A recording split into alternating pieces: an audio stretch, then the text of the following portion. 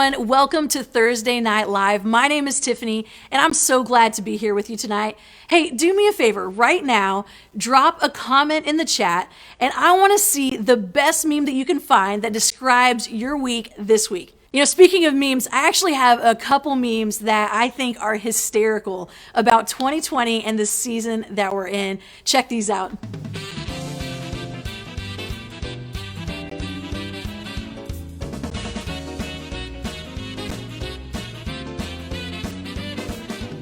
You know, we may laugh at these memes, but the truth is our world has come to a halt. You know, many things have just stopped. Hanging out with friends? Forget about it. Going to the beach? Not a chance. Had a Disney pass? Doesn't matter. Your sports season? Done. And your work? Furloughed. I mean, so many things have just completely come to a screeching halt, and that's the season that we find ourselves in right now. We might even start to lose purpose in all of this. We may not say this audibly or even really think about it in a way that's articulated like this, but if we're really honest with ourselves, we might even subconsciously start to ask ourselves this question: has my purpose come to a halt? Has my purpose been furloughed? I mean, should I just go ahead and wash my hands of 2020 and just pick back up in 2021 or whenever this whole thing is over? You know, if you found yourself thinking these thoughts over the last month, my guess is that you're not the only one thinking this. You know, if I had to give this talk a title, I would call it Purpose in the Pivot. Purpose in the Pivot. You know, I grew up playing basketball. I loved playing basketball. It was so much fun. And growing up, my all-time favorite basketball player was Michael Jordan. I had Michael Jordan basketball cards. I had Michael Jordan toys. I had Michael Jordan everything. I loved it. I couldn't get enough Michael Jordan. In fact, right now, I have a Michael Jordan jersey in my closet. I never wear it, but I have it. You know, when I think back to my b-ball days, I think back to those days in practice, you know, when all I wanted to do was shoot the shot. But there was actually another fundamental that my coach taught me. And he talked about how this was so important when it came to playing the game. This was going to actually be the thing that would help me navigate anything that happened during that game. And here was the fundamental principle that we had to get down, and it was to learn how to pivot. Now, here's the beauty of a pivot. There's no doubt our objective is clear. You know, score a point. But when you're going, there's going to be opposition that comes your way. And when opposition comes your way, that does not stop your objective. Instead, we don't just stop when opposition happens. What we do is we put our foot on the ground and we pivot so that we can get around the opposition so we can still accomplish our purpose to get that W. And you know, my coach was right, because every time I would drive down the court, there would always be somebody who was trying to block me, who was trying to stop me from accomplishing my objective. And when they would come at me, instead of just stopping and just quitting what I'm trying to do, so what I would do is I would stop and I would pivot. And a pivot looks a little different than where I was naturally going to go. A pivot changed my plans a little bit, but it did not change my objective. And I believe this, that when it comes to our purpose, there is still purpose in the pivot. A lot of our normal routine has been completely halted. A lot of things have come to a stop. And what we might do is we might assume that one of those things is our purpose. Could it be that because everything else has actually subsided, because everything else that used to get my attention and your attention now is out of the picture because we have to come to a pause? Maybe this could be the time that you embrace your purpose in a way that you've never done before. I believe this, that there are men and women throughout history who in the moment of crisis, in the moment of disaster, in the moment of disease, what they did was they did not push pause on their purpose, but instead they pursued their purpose. And because they were pursuing their purpose, they were able to pivot. And when they pivoted, it was incredible things that happened. History is made up of people who in these situations chose not to press pause, to have purpose in the pivot. And because they chose to do that, history will never be the same. And I believe that for such a time as this, God has put you here in 2020 to do the same. God has put me here in 2020 to do the same. It is not a time to pause, but it is a time to pursue. It is a time to pivot. And I believe this, that God wants to do extraordinary things in and through you, not when this is all over, but now, in this moment. There's no doubt that purpose is something that we long for. Purpose is something that we hope for, that we're trying to discover, that we're trying to figure out. And the idea of purpose is incredible. But when we try to actually put legs to it, when we try to figure out what does that mean for me, what is my purpose, I know that that's something that so many people struggle with. How do I know that?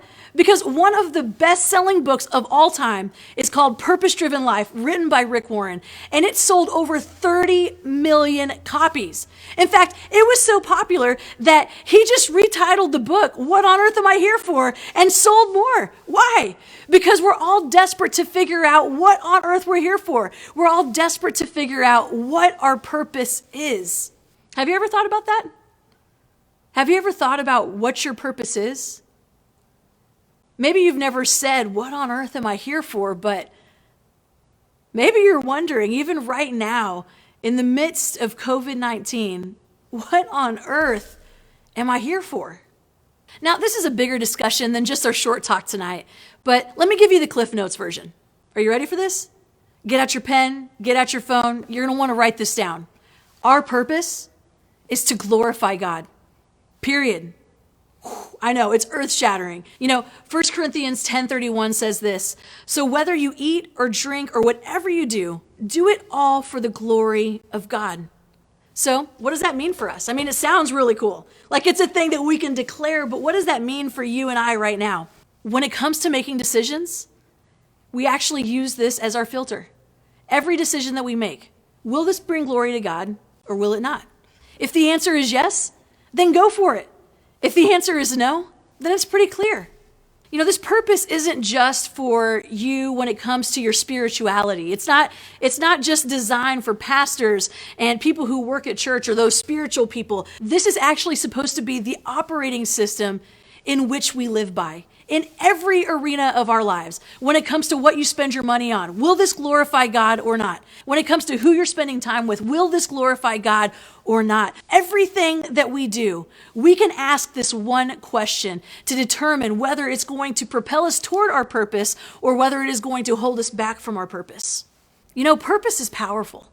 And if you choose to never really pursue your purpose, then could it be that feeling inside of you, that longing for something more, that desire for joy and connection and satisfaction, could it be that the reason that you're not experiencing those things is because you haven't pursued your purpose?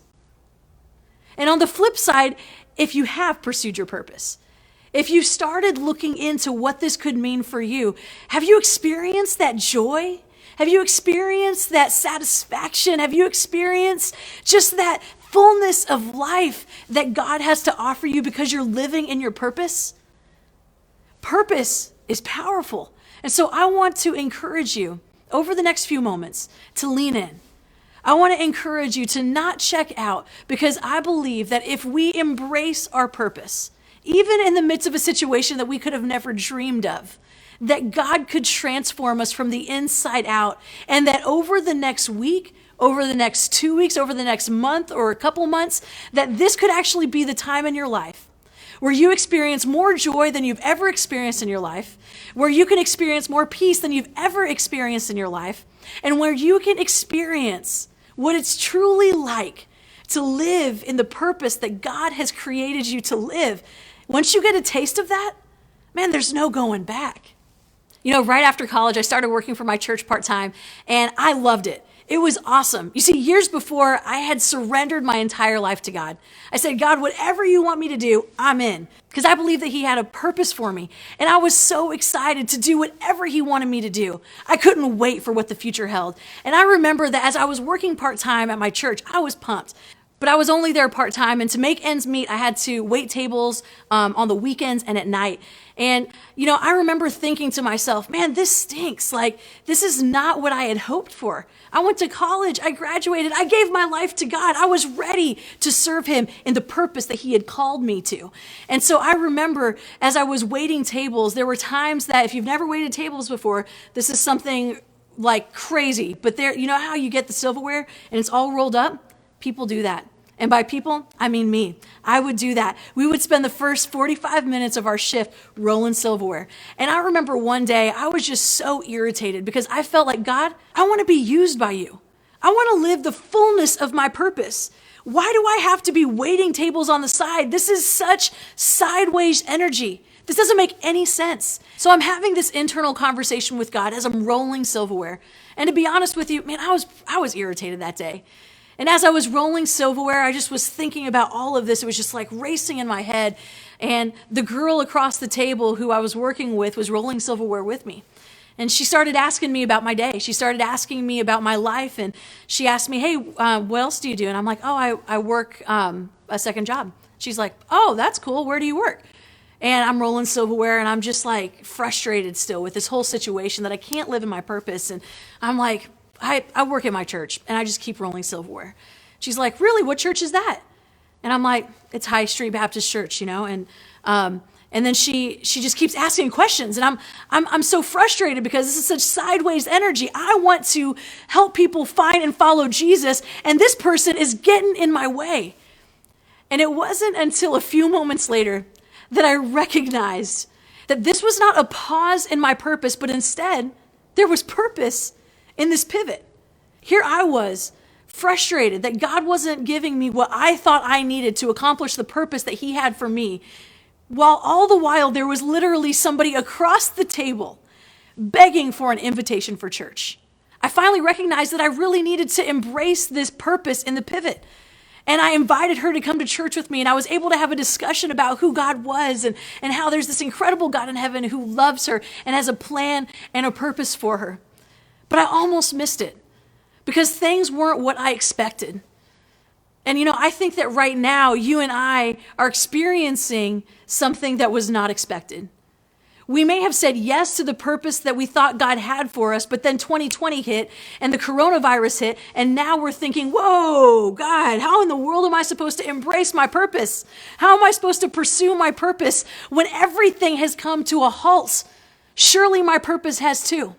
Could it be, and this is my main takeaway for today, that God wants you to embrace your purpose in the pivot? Throughout the Bible, there are so many stories of people who were pursuing their purpose, and in the midst of that pursuit, they had to embrace their purpose in the pivot. One of my favorite stories is the story of Joseph.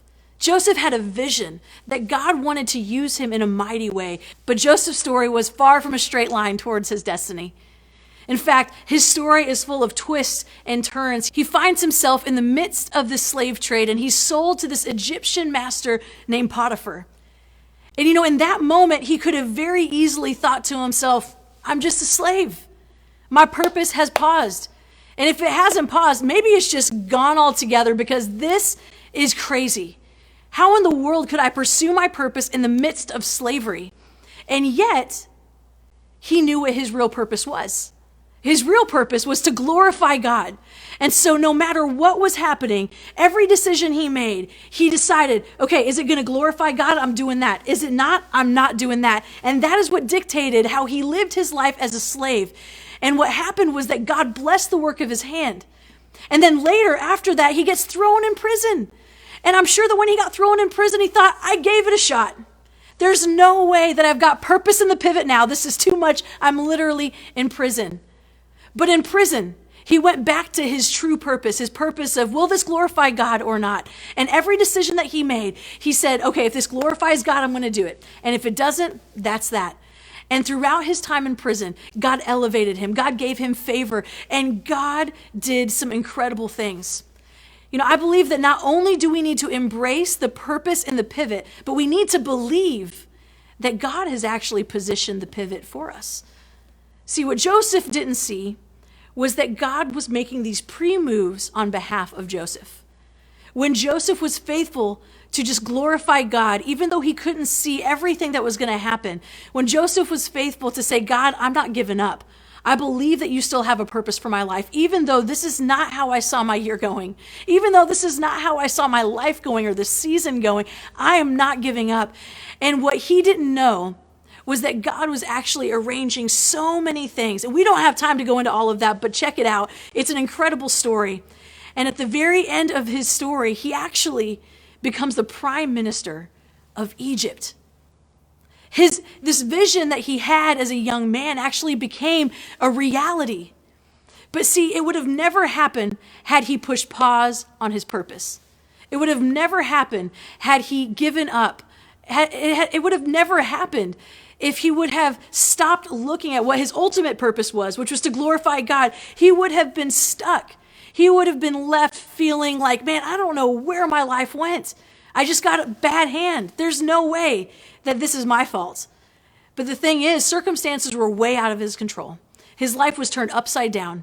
And yet, in the midst of that, he was able to pursue his purpose. He was able to recognize that there was purpose in the pivot. And in the end, God was glorified. And Joseph was able to see that God was actually in control, even though the circumstances around him did not make any sense. You know, today, we find ourselves in the midst of seasons that don't make any sense. We find ourselves in the midst of a season where we feel like it is out of our control and there is no way in the world that we can actually pursue our purpose. But remember that even though everything seemingly has come to a halt, we can still have purpose in the pivot. So here's my challenge for you today.